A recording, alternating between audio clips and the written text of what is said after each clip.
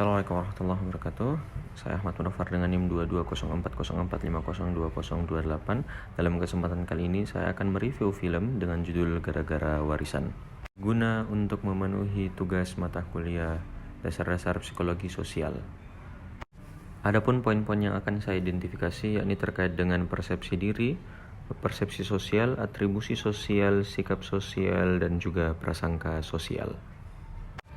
Yang pertama, persepsi diri.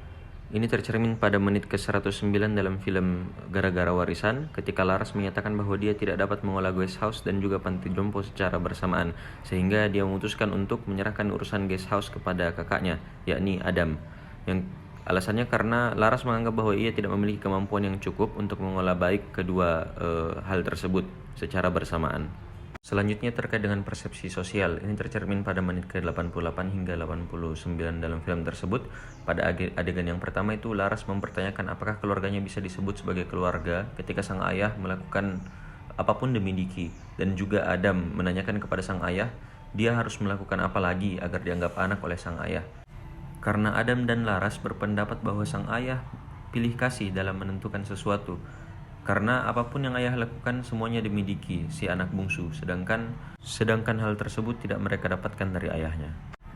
Yang kedua, terkait dengan persepsi sosial ketika perantara penjualan guest house mengatakan bahwa Pak Sanusi tidak memiliki pulsa, sehingga Pak Sanusi tidak kunjung menelpon pada pemilik guest house. Selanjutnya terkait dengan atribusi sosial, ini tercermin pada menit ke-87 hingga 89 ketika sang ayah paham bahwa Diki dijebak oleh bandar narkoba. Sang ayah paham apa yang terjadi kepada Diki, makanya sang ayah terus membela Diki di antara saudara-saudaranya. Selanjutnya terkait dengan sikap sosial, tercermin dari adegan ketika Astuti atau si Mama Sambung mengambil kamera almarhum sang ayah dan menayangkan salah satu video yang dimana video tersebut diambil sebelum ayahnya tiada. Setelah menonton video tersebut, akhirnya anak-anaknya mengetahui alasan dari bentuk pilih kasih sang ayah dan juga mengapa ayah menikah untuk kedua kalinya, sehingga ketiga anaknya tersebut sadar dan berdamai dengan semuanya. Selanjutnya terkait dengan prasangka sosial, tercermin dalam adegan ketika Diki meminta izin kepada Laras untuk meminjam mobilnya Laras, namun Laras mengatakan bahwa Diki berbohong dan takut mobil pribadinya tidak digunakan untuk pergi bekerja, melainkan pergi untuk bersenang-senang. Di adegan lain juga diperlihatkan ketika para karyawan berkumpul di salah satu tempat di guest house dan mengobrol terkait dengan pemilik guest house yang tiba-tiba menggunakan kursi roda. Mereka menduga-duga bahwasanya pemilik guest house terkena stroke.